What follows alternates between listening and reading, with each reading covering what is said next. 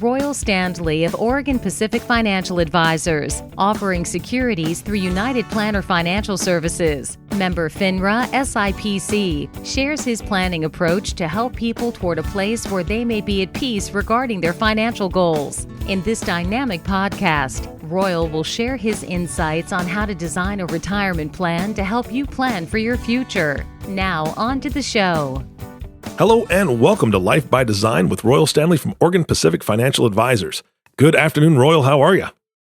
I'm doing well. I know I was a little under the weather during our last podcast, but I'm on the mend, so I'm very happy about that. How are you doing, Eric? I'm doing fantastic. And yes, you are a trooper. You fought through it. I know that you were not feeling well, and a lot of people are kind of going through some of that stuff. That's the greatest way to start the new year. But again, you brought great information. It was a great podcast. I know we're going to be hitting a lot of things today. What do we want to start with today? Well, I wanted to just kind of bring up again our 25th anniversary this year. That's right. Oregon Pacific Financial Advisors was founded in 1995. So in the year 2020, I figure it's time to maybe throw a party, and we'll be looking to do that around June or maybe early July. You know, the thing we have to kind of keep in mind there is, number one, the holiday, and then also, hopefully we don't have any forest fires like we've had the past couple of years. Yeah. Well, I'm RSVPing now for the party. Perfect. I'm very excited. Anytime I get out to the Northwest is just fantastic. So what other things do you have planned? I know that you've got a party going on, but I know that this is kind of a year of growth for you as well. I mean, 2020 is going to be a great 25th anniversary. Yes, we're very excited for it. We're rolling out some new educational initiatives here in the office. Really just trying to provide more information, more resources for people to really start getting a handle on their finances, to gain more understanding about kind of how all of this fits together. And that's the exciting thing about, I think, today's topic is talking about how these different things that we're going to talk about here all fit together to form someone's retirement income. Okay. And again, I know that this is one of the main reasons that you started the podcast was for education purposes and really being able to get into the audience home and car or wherever we're listening to this podcast right now. But I know you've got a lot of clients that subscribe to it. So they're constantly getting good information from you. And we're hoping that folks that are tuning in for the first time are realizing that you are a valuable resource and you're going to bring it. So where do we start today? So today, what I wanted to start with is really just describing when I sit down with a client and we start putting together what their income is going to look like after they retire, and how I look at that, how I think about that. And I think this will give some insight to people of, especially, early on in a career, what's going to be important for you to kind of focus on when you're looking at the different forms of retirement income that you might have available in retirement, to start thinking about that. It's amazing how many people I sit down with who really haven't given their pensions a second thought. They know it's out there.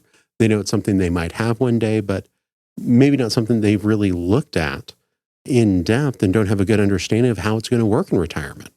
Yeah, that can be a little scary once you get close, right? I mean, so when do you really suggest that somebody pays more attention? Because again, you and I have talked about the very first time I ever signed up for a 401k. I think I was 23 years old.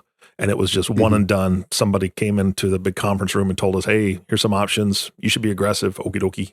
And I just did it, right? But when do we need to be paying attention to that? Well, I think if we're really kind of going back to the beginning, it's really looking at what job are you currently in and what are the retirement benefits that are offered there. In the state of Oregon, we have, if you're a state employee or a teacher, you're going to have the Oregon PERS system, which is really, for retirees, a very good state-run pension system. You might work for a manufacturer or another company that offers pensions. I know a lot of, utility workers out here that have great pensions, Teamsters, great pensions. It's really kind of evaluating, what does my employer offer? And depending on where you're at in your career, you might say, I think I should look at some other opportunities to lock in that higher pension.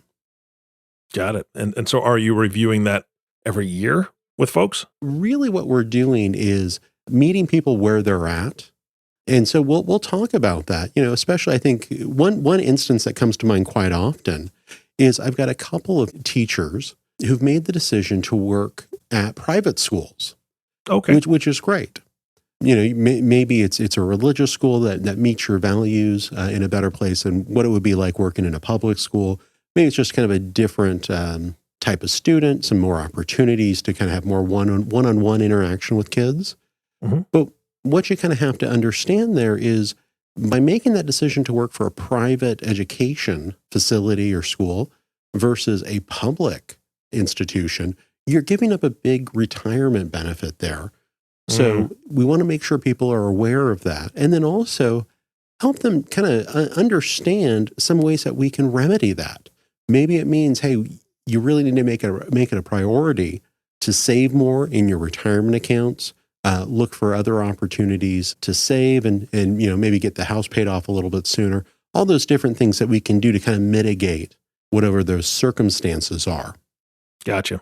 Royal, I'm kind of a visual guy, and I kind of need an example, if you will. So I'm hoping maybe you have an example of somebody who comes in, sits down, they're getting close to retirement, and they're engaging you in this conversation. What does that look like? Yeah, absolutely.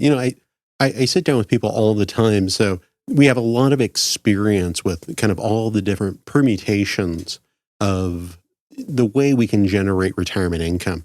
Sat down with a couple just last week, and due to a health situation, the wife is having to retire right away. The husband is needing to take his full-time position down to part-time to spend more time with his wife because of that health situation. And it was really interesting hearing them they've walked through what they thought they needed to do. And then as we talked to them, we realized they had completely forgotten about, her pension. They didn't have really any good idea of how to approach Social Security and what that might look like. And so you might have a good list of kind of what you think your options are, but sitting down with a professional who does this on a regular basis and is always looking for ways of maximizing retirement income or has different ways of looking at retirement income is just incredibly beneficial because we were able to kind of roll things back and say, okay, well, this could be a very significant benefit. What's happening over here? This is a situation where we're also looking at Social Security disability as well. Mm-hmm. So what are the trade-offs there with Social Security? How much are you going to have to work to cover the additional costs as well? And is working part-time feasible for you? Yeah. So our ability and kind of our knowledge of most people retire one time in their life. Mm-hmm. We've gone through that retirement process literally hundreds of times. Yeah. So we can bring a true expertise there. And also, you're going to retire once in your life. That's a scary thing. A lot can go wrong there. So just having a partner that is walking alongside you there and can walk you through those decisions. Hey, this is important. Maybe this isn't as important. Here's the pros and cons of these various decisions you're making right now. It's just extremely beneficial to have that. And I encourage anybody, if you're getting close to retirement, don't try to do it on your own. Sit down with somebody and have them walk you through what the options are. It was interesting. I think I don't know what it was, but the first part of the year I sat down with a couple of couples who basically, let's just say, had unrealistic expectations of being able to retire. Okay. Maybe they came in and say, hey, we've got X number of dollars and we're looking to retire in the next year. And you look at that and you say, that's just not feasible. Mm-hmm. And we have to have those hard conversations of, okay, well, we can't say, we could say, well, you just have to keep working the rest of your life. I find that to be completely discouraging and really doesn't help anyone. Yeah. I think what we need to look at there is looking at the ways we can improve things and give some people at least some modicum of hope that they can move towards something. Because otherwise, if it's just, well, keep working and then one day you'll die and you won't have to worry about retirement. Yeah, that's not it just fun. isn't realistic. Yeah.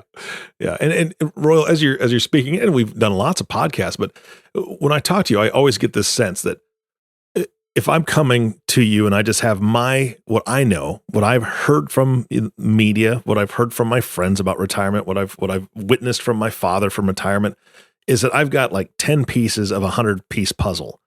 And what you specialize in, and what you've, like you said, what you've done hundreds of times with people is help them to get to that point of retirement in a successful way, is you bring all the rest of the pieces.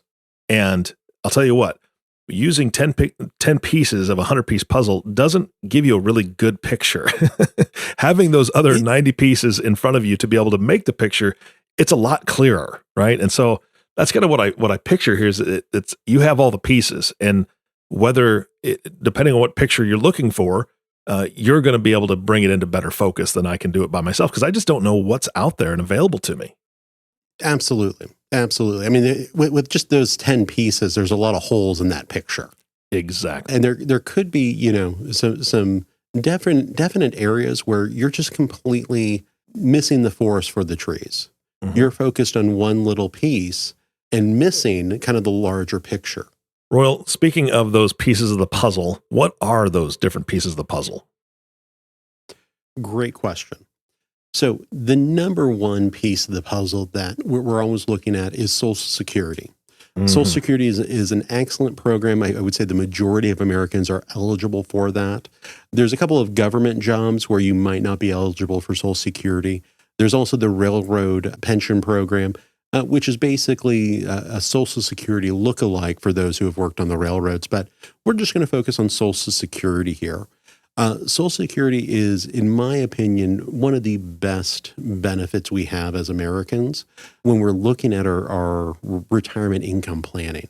Mm-hmm. You pay into Social Security each paycheck, basically, and that's what's under that FICA line. Part of that goes to Social Security, the other part goes to Medicare, which is health insurance for retired people.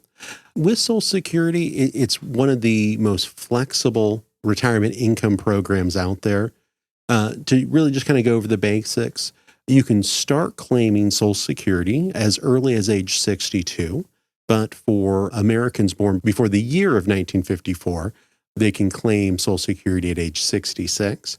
If you're kind of born between 54 and 1960, it's a little bit more of a variable, but after about 1960, everyone's full retirement age is 67. You also have the ability with Social Security to actually continue deferring Social Security all the way to age 70. Mm-hmm. And by doing that, you get the benefit of about an 8% per year adjustment to the positive in your Social Security benefit to basically pay you for deferring that. And that's something that we'll look at quite often and kind of build into our planning, especially when we start talking about spouses. A lot of people just don't realize that, if you have a high earning spouse and maybe a spouse who's worked some or was a stay-at-home mother or father who really didn't earn a whole lot in Social Security or didn't pay in as much, the spousal benefit in Social Security is really something that's just so important for a lot of people who might be on the edge there. With that Social Security spousal benefit, a spouse who maybe doesn't have as many credits or hasn't qualified for Social Security, they're able to claim on their spouse's benefit, half of that spouse's benefit, assuming that they're the same age. Now, there's some adjustments there if there's an age discrepancy, but it's really a powerful strategy there in a way of covering for those spouses who made that decision to stay at home and not join the workforce at that same level. Yeah, and I know that we've done a podcast where you really dove deep into Social Security and different options a while back. So anybody listening to this, please go back and take a listen to that, because I know Royal's not going to spend a tremendous amount of time on Social Security on this podcast, but he dedicated one entire podcast to it. So go back and find that from the website, and it'll really open your eyes, because again, those are a lot of the pieces people just don't know about delaying Social Security and all the different options that you can do.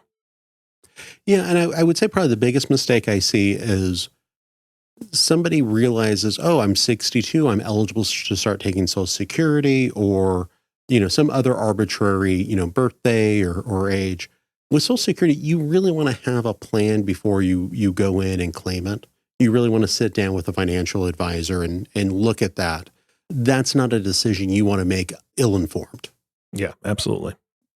The other important thing with Social Security is it's inflation adjusted. So each year, if the federal government deems that the cost of living has increased, you're going to get an adjustment up on your Social Security to basically help that income keep pace with inflation. And that's a really important part of all this, especially when we're looking at, 25, 30, 35 years of retirement and how to plan for that. And is that always a percentage? Yeah, it's always a percentage, and they'll issue that usually at the first part or towards the end of the year to kind of give people an ability to start planning for that small monthly increase. Yeah, I mean that makes it even more important to know about the benefits like a death benefit or taking over a spouse's Social Security that was earning higher, because that if it's a percentage, then it's based on that higher amount than the lower amount. I mean, there's a lot to know. Absolutely. So once again, find an expert that you can trust as you're making those decisions. Mm-hmm. Because, once you've made those decisions, you really lose the ability to kind of make any further adjustments to it. Yeah. What's another piece of the puzzle we're missing here? So another piece of the puzzle that we come across most often here where we're at in Oregon is the PERS system, which is the Public Employees Retirement System. And it's somewhat controversial, and I think all state-run pension plans at this point are.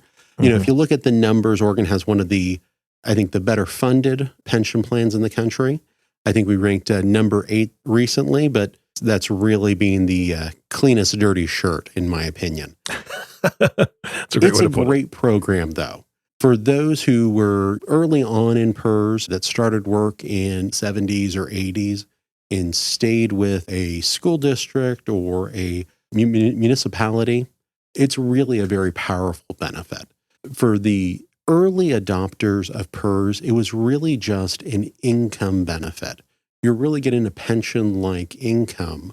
And that was really a Tier 1 and Tier 2 PERS, where you were able to receive a monthly benefit guaranteed for the rest of your life or the rest of your life and a spouse's life. You also had some options to also maybe take a cash distribution with a reduced monthly benefit as well. It's a powerful benefit for those who have kind of joined the state of Oregon more recently. There's still that pension benefit built in there, but they've really shifted a lot of guaranteeing lifetime income risk into the individual's hands to a certain degree, although they control a lot of this, by what they call their IAP account. And that account is funded somewhat like a 401k. So a lot of retirees will get to retirement. They'll have a pension benefit through one of the 3 tiers of PERS.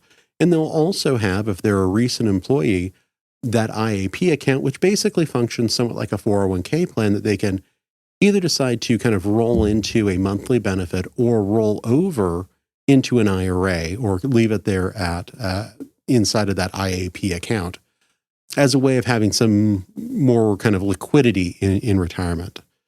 Okay. The big thing there with PERS, once again, is once you make the decision on how you're going to claim that monthly income, you're really locked into that.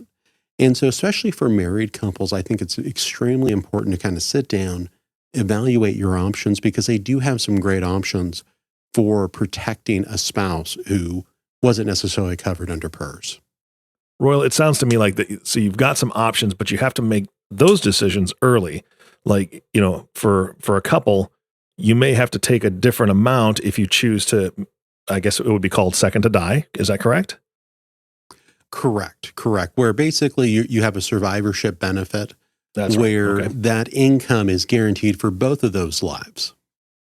All right. That's great, because again, that I think one of the biggest things that you do for your clients, and we've talked about this in past podcasts as well, is peace of mind, right? That's what people really need to seek out a professional for. Doing it yourself is one thing if you're able to, if you have all the knowledge, but if you don't, do you really want to worry about it? And we've talked about behavioral finance on previous podcasts. There's so many things that can trip us up, just our own selves. So I think that's a great reason to seek somebody out that can give you the pros and cons and a little bit of dose of reality, like you were talking about earlier. That's right. That's right. The other great thing about PERS, though, is it's also inflation adjusted, just like Social Security. Mhm. So you are going to get those annual raises if we do have inflation in the economy. So it's going to help kind of keep pace with those rising costs that we're just going to see over retirement as well. So, I really encourage people to, if they're already working for the state, thinking about making a change, really look at that PERS benefit because it really is very powerful and can form a good chunk of your retirement income. Gotcha. Royal, these puzzle pieces are very, very important, obviously. I mean, you're talking Social Security, which is a major one. I don't know about Oregon PERS because I'm not part of that system, but I mean, that's another huge thing for anybody who's worked in those areas. What other pieces do we have to cover? Because we're kind of getting short on time. Yeah, I don't know if we'll get through them all, but we will kind of tease that out. We're also going to talk about traditional pensions. Not everyone is eligible or works for a company that offers them, but we're going to spend some time on it because there's some really interesting stories from working in that space over the years and some potential mistakes we've been able to kind of head off as people look to claim those pensions and how they fit into the retirement picture as well. The other area where we're going to be spending a little bit of time on is just talking about annuities. Annuities have a very, very long history in this country. Some very good, some very bad. I think the pendulum's swinging more towards the good here with the passages of the Secure Act. So you're going to be hearing more about annuities. So if listeners have any questions, let me know. Reach out to me and we can maybe include those in our podcast or maybe follow up an additional podcast on there. Great. Because it's a very complicated space and a very complicated type of product. So we need to kind of tread carefully there and make sure that we give people the right types of information so they can make the best decisions of whether or not an annuity is right for them when they're looking at their retirement income. And then finally, we're going to get into, how do you use things like 401ks, IRAs, and maybe other investment accounts? And how does that fit into your retirement income picture? And so by taking those three additional pieces, during our next podcast, we're going to finish kind of sketching out the way we look at retirement income for each of our clients. And then hopefully with that education, you'll be able to kind of take a more educated glance at what you've accumulated and what you have available for your own retirement income. Yeah, and I know, and you've said this on a previous podcast, I can't remember which one, but one of the things that I love is that you try to bring people the information so they can get a better look at what their retirement, how all these different pieces are kind of on the table, so they have a better opportunity as far as being able to know what questions to ask of an advisor. So again, you're always pointing back to having a conversation with a professional, which I think is absolutely the best advice you could give. And speaking of that, I need to ask you for your email address, right? For all those that want to email in questions about annuities before our next podcast, what email should they be sending those to? Yeah, go ahead and send those to Royal, ROYAL, at opfa.com. All right, Royal, thank you so much for your time today. I'm looking forward to that next podcast, and we will we'll dive deep into it.